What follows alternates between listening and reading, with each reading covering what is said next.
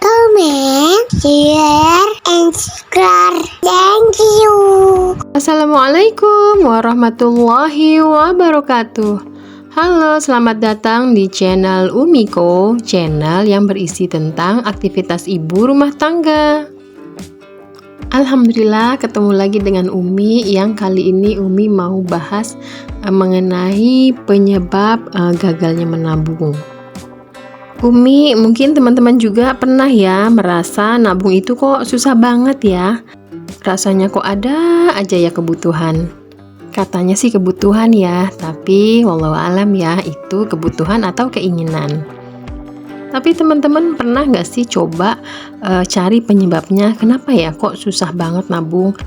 Karena berdasarkan pengalaman Umi juga ya, kalau sudah tahu nggak bisa nabung, terus pasrah ya udah gitu.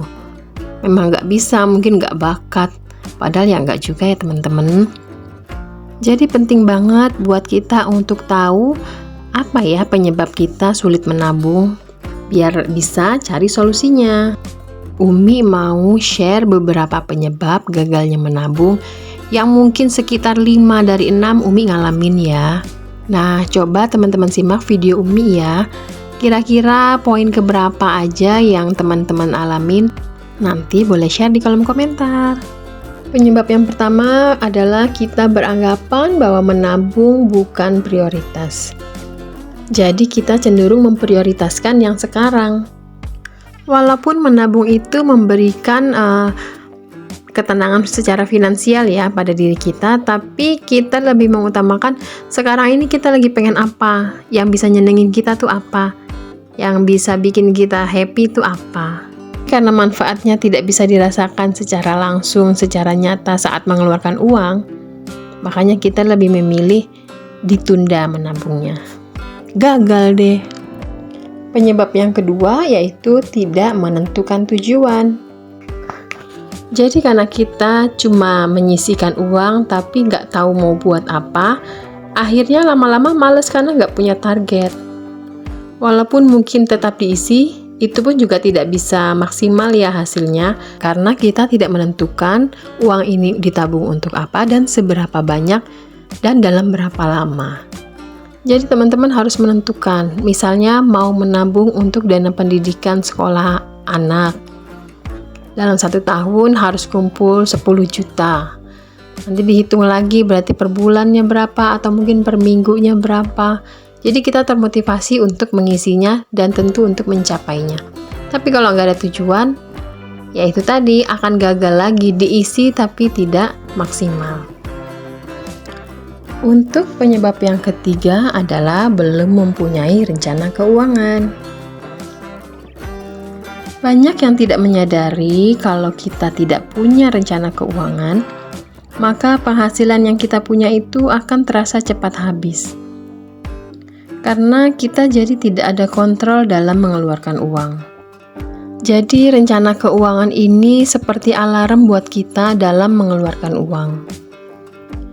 Berapa banyak uang yang harus kita keluarkan untuk kebutuhan, bahkan untuk menabung, sekalipun untuk sedekah. Kalau kita tidak memilikinya, maka kita akan mengeluarkan uang tanpa perhitungan. Alhasil, tabungan kita bukan hanya gagal tapi bisa berantakan.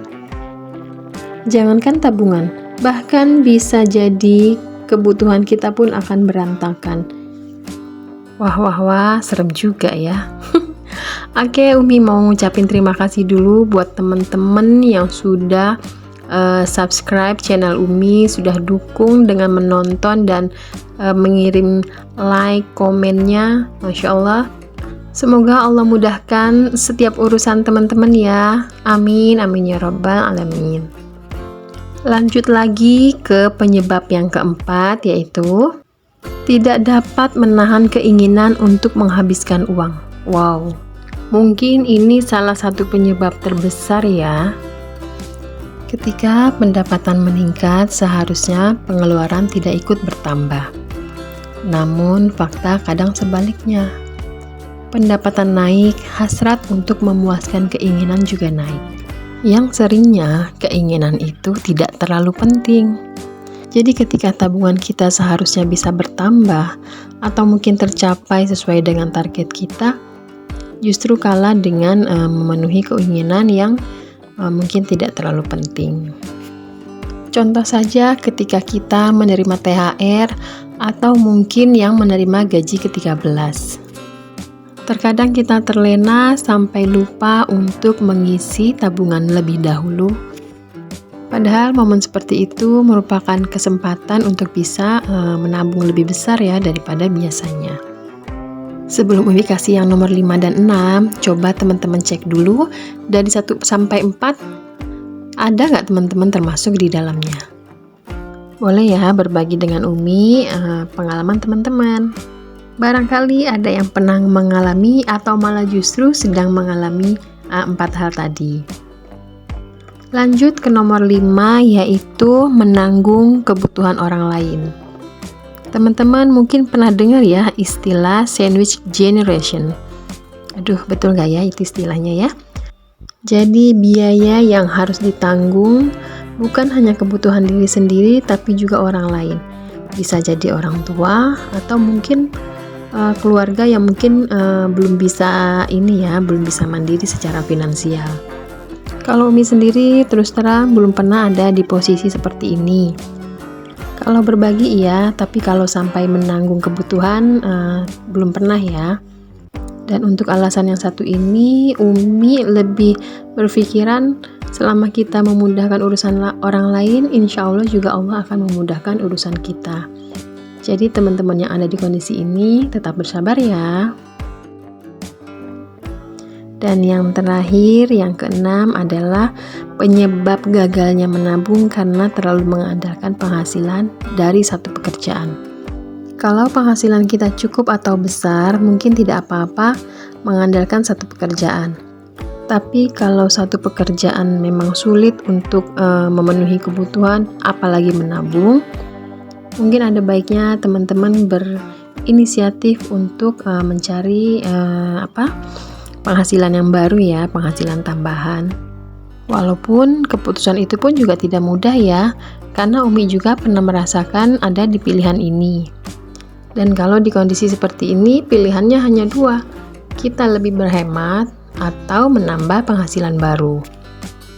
Umi sebenarnya berharap ada penghasilan di luar dari penghasilan suami, tapi memang belum dimudahkan ke arah sana. Jadi sementara yang Umi jalani sekarang ya berhemat sambil mencari ide, siapa tahu ada ya kemungkinan untuk bisa berpenghasilan tambahan. Saling mendoakan ya teman-teman, semoga kita merdeka secara finansial, dimudahkan dalam setiap urusannya dan diridhoi setiap langkahnya. Nah, kurang lebih 6 hal tadi yang bisa menyebabkan kita gagal menabung ya teman-teman. Teman-teman boleh cek mana yang lebih dominan ke teman-teman, nanti bisa dicari solusinya. Ibarat penyakit, kalau sudah tahu penyebabnya, tentu kita lebih mudah untuk menyembuhkannya. Baiklah teman-teman, sampai di sini dulu video dari Umi. Semoga ada manfaat yang bisa diambil, dan jangan lupa dukung terus channel Umi ya. Sekian dulu, wassalamualaikum warahmatullahi wabarakatuh. Click like, comment, share, and subscribe.